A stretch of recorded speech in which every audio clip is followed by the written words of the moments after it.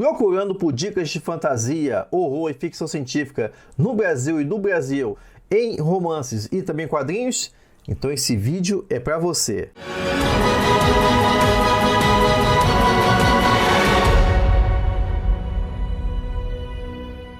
E aí, tudo fantástico com você?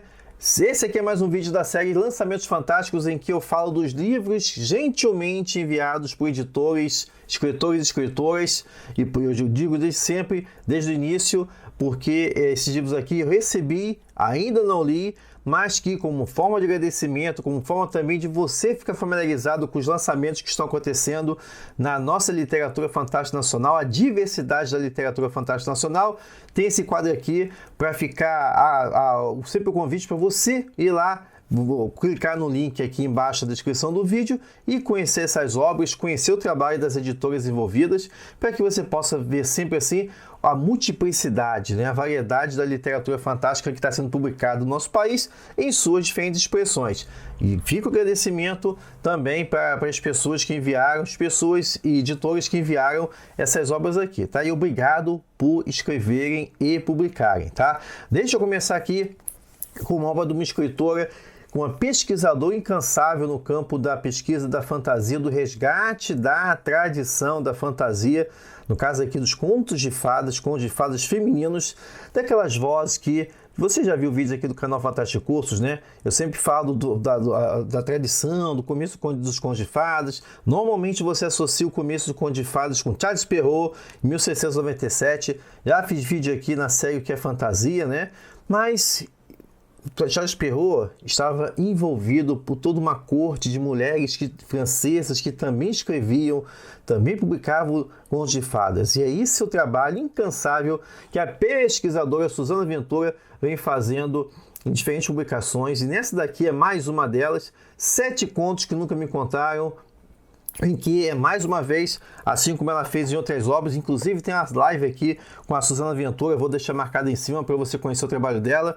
E aí, como ela fala aqui, ó, no verso do livro, você já ouviu falar em autoras de contos de fadas? Quem são elas?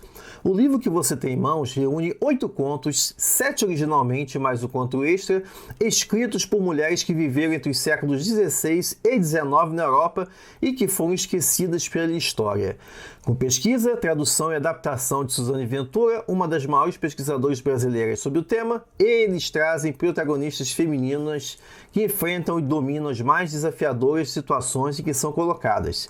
Inéditos no Brasil, os contos são ilustrados por 7 artistas brasileiras contemporâneas: Elf Godoy, Fernanda Peralta, Hanna Gomes, Jess Vieira, Marcela Scheide, Lumina Pirilampos e Maiara Ferrão. Esperamos que essas histórias e suas autores passem cada vez mais a serem lidas e divulgadas. Então, gente, o convite para você conhecer não apenas essa obra, mas também o trabalho da pesquisadora, da editora Suzana Ventura, tá? Essa e outras obras também, trabalhos belíssimos, todo o cuidado editorial de resgate dessa tradição esquecida, negligenciada, marginalizada da fantasia, né? Das bases da fantasia aqui de autoria feminina, beleza? Então, fica a dica aqui para você. Esqueci de falar, né, da publicação da Biruta Editora. Show? No campo ainda da fantasia, falei do primeiro volume, né? Do volume 1 dessa duologia, em um dos vídeos aqui da série, né? Vou deixar marcado aí em cima, né? Esse aqui é o número 2, que complementa a duologia de Roberto Carlos Pelanda, Primeiro Amanhecer, O Além-Mar, livro 2, publicado pela VEC Editora. E nesse sentido, parabéns ao editor Arthur Vec, que por meio da editora VEC Editora sempre vem acreditando nos trabalhos dos escritores e escritores nacionais, né? No caso aqui, vamos lembrar que é sempre temeroso você publicar livros em série, né, de escritores no Brasil, né? Mas o Arthur está sempre acreditando, então parabéns pelo seu trabalho contínuo, tá? O que você vai encontrar aqui no Primeiro Amanhecer? Deixe-me ler aqui a proposta. Martin avança pelo além-mar. A revelação de que existe além do horizonte da vila está agora diante dos seus olhos. Na vila, Uma misteriosa doença espalha-se fora do controle, enquanto violentos conflitos opõem fanáticos defensores do regime ancião e seguidores do novo zelador. Em meio ao caos, Maya toma para si uma tarefa que parece impossível: entrar na lendária biblioteca anciã e roubar o original dos livros da criação.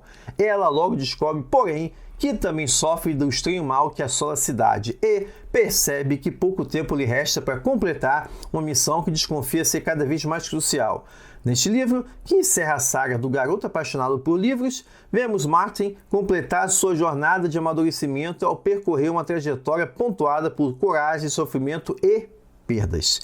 No final, aprendemos junto com ele que o caminho correto nem sempre é o mais fácil de ser trilhado. Então fica a dica para você conhecer não apenas o Primeiro Amanhecer, mas também o primeiro livro dessa duologia, do Alemar, do Roberto Carlos Pelanda. Vou deixar o link aí embaixo também, tá? Entrando no campo da ficção científica tem aqui a distopia, que é uma coisa até que eu sempre comento nos vídeos do canal, né? Essa aqui é uma das principais. A distopia, ela encontrou um cenário propício para se manifestar no Brasil em que vivemos na segunda década, né? No segunda e nesse comecinho de terceira década do século XXI no Brasil. E tá, pelos próprios movimentos que a humanidade vem passando, né? Principalmente no Ocidente. Então a distopia nunca perde o seu poder de ter algo a nos dizer. E é isso que o Pedro Sassi traz aqui com a Nova América, publicada pela Parágrafo Editora. Eu gosto de destacar que a Parágrafo Editora, gente, é uma amostra, é uma amostra da força e a diversidade do fantástico nacional. A gente está falando aqui de uma editora que publica literatura fantástica lá no Pará, né? Normalmente você não está acostumado a ver editoras de literatura fantástica no norte do Brasil, mas estão publicando e publicando bravamente. Então, parabéns a Parágrafo pela publicação, tá? Pedro Sassi, A Nova América, em que, como ele coloca aqui, também para dar um gostinho para vocês do que vocês vão encontrar, uma distopia brasileira para os tempos atuais. Uma refugiada de guerra cresce distante do seu lar. Uma psicóloga desencantada redescobre a beleza da mente humana. Um agente do governo luta entre o dever e a cultura. Uma guerrilheira procura o significado da verdadeira revolução. Nesta distopia do Brasil contemporâneo, o leitor acompanhará como 4 histórias de vida se tornam uma só: a história de uma cidade partida. Sob a terra, uma metrópole claustrofóbica sobrevive à base de distrações tecnológicas e remédios para a ansiedade. Acima, as ruínas de uma cidade devastada pela doença e pela guerra são disputadas pelos que tentam sobreviver no meio, uma misteriosa figura orquestra o choque entre dois mundos. Então, belo trabalho do Pedro Sassi. Conheço esse menino que acompanha a trajetória dele como pesquisador lá, formado lá na UERJ, hoje está lá na Federal Fluminense, beleza? Trabalho que vale a pena conhecer, aqui de Pedro Sassi, A Nova América, ainda nos territórios da ficção científica. Mais uma publicação aqui da Aveca Editora. Esse aqui, nome de peso no Fantástico Nacional, Fábio Barreto. O homem está aí mais de 2 décadas, fortalecendo o Fantástico Nacional no processo de escrever, de publicar, de formar escritores e escritoras. E aqui, Snow Globe, que se não me engano, é a primeira publicação do Fábio Barreto, né, na Aveca Editora. Então, nós temos aqui, se você curte viagem no tempo, um dos temas caros à literatura de ficção científica, então fica a dica de Snow Globe, onde você vai encontrar o seguinte, né? Primeiramente, deixa eu ler as informações que estão aqui, né? Snow Globe é a aposta certa para os aficionados por histórias de viagem no tempo. Um filmão blockbuster de alto orçamento que pode ser lido e relido, mas sem que você precise sair da sua linha de tempo. São palavras de Felipe Castilho, o grande Felipe Castilho, autor de Serpentário e o Legado Fantástico. A cientista Rebecca Stone não celebrou a descoberta da viagem no tempo. Naquele dia, ela perdeu o melhor amigo em Nova York. O ex-namorado desapareceu em São Paulo e ela recebeu uma missão perigosa. Tudo está conectado, só não sabe como ainda. Resolveu o mistério e evitar mais mortes e desaparecimentos significa colocar a vida dela em jogo e arriscar o futuro da Terra. Esta obra aqui, meu povo, é a obra que, no caso, relacionada aos prêmios dela, ela é vencedora do melhor romance de literatura fantástica, no terceiro prêmio Leblanc de literatura fantástica, né, em 2020, e também foi finalista de melhor romance do prêmio Argos, também de 2020, o senhor Fábio Barreto, mais um nome que a gente precisa sempre agradecer por todo o trabalho realizado em prol da literatura fantástica. Parabéns e obrigado, Fábio. Falando agora aqui de outra obra que eu recebi, saímos do território da ficção científica, vamos para o território do mistério, né? do insólito, aqui do fantástico, com As Cores de Sofia, volume 1, da escritora Juliana Lino, Cores de Vida e de Morte, tá? E aqui, no caso, o que é que nós temos aqui, o que você vai encontrar em As Cores de Sofia? Sofia é uma garota aparentemente comum, que esconde uma aptidão muito especial. Ela consegue ver as cores das pessoas em suas pupilas. Cores distintas, que aos poucos revelam uma realidade completamente diferente aos seus olhos. Ela é capaz de enxergar seus sentimentos mais íntimos, descobre se estão mentindo e sabe se vão morrer. Assombrada por suas habilidades e por não poder confiar seu segredo a quase ninguém, decide tornar-se médica para decifrar o que acontece consigo mesma.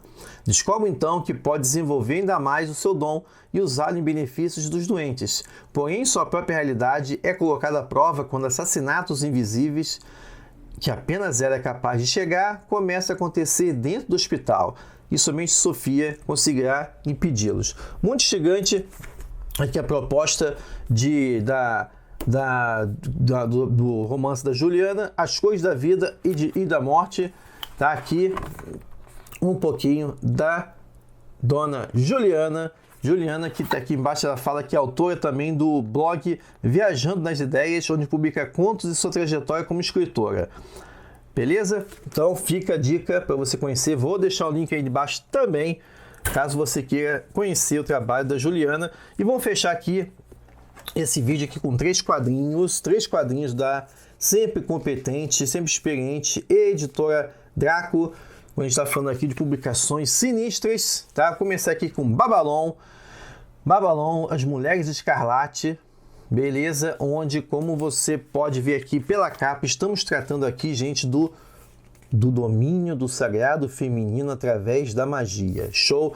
Então aqui a questão é o arcano feminino. É no ventre da mulher que o maior ato mágico acontece, a criação da vida.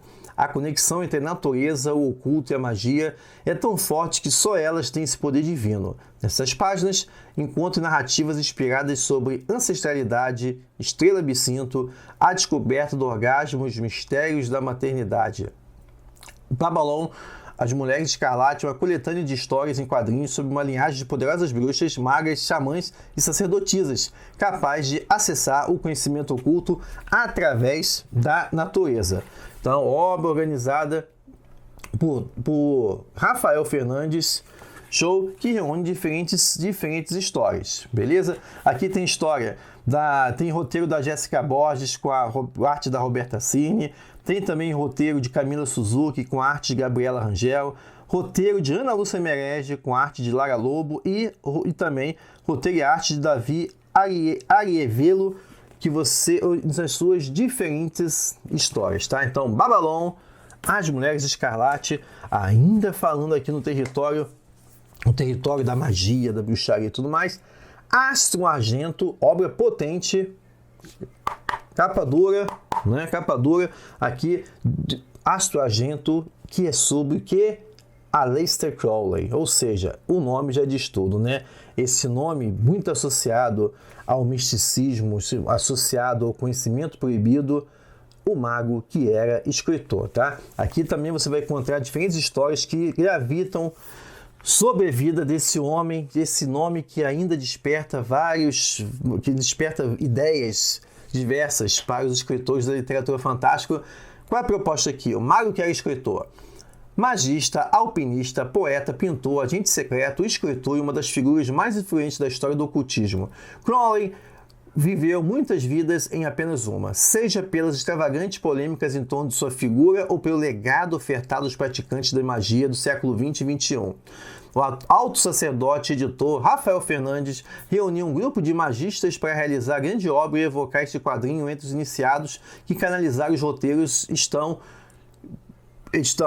o Rogério Faria, Alexei Dodsworth, Caio Domingues, Rodrigo Ramos, Felipe Caselli, José Galindo, Dana Guedes e o próprio Rafael Fernandes.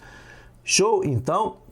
E as artes são de João Sá, Davi Arievo, Matiasi, Gerson Novak, Ságio, Lucas Chiui, Danilo Dias e Flávio L. Maravilha, além dos coloristas Bruno Brunelli e Bruno Costa.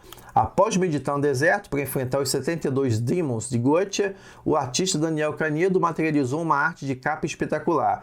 Astro Argento, de Aleister Crowley, é uma coletânea de histórias e quadrinhos que acessa os conhecimentos ocultos da antiga magia. Descubra sua verdadeira vontade nestas páginas, né? Então, fica a dica aqui de Astro Argento também para você conhecer, tá? Olha o link aí embaixo na capa, tá? E por fim, obra aqui também, se você curte horror cósmico, essa aqui, ó. O Reinado de Carcoça, roteiro de Marcos Guerra e arte de Will Silva.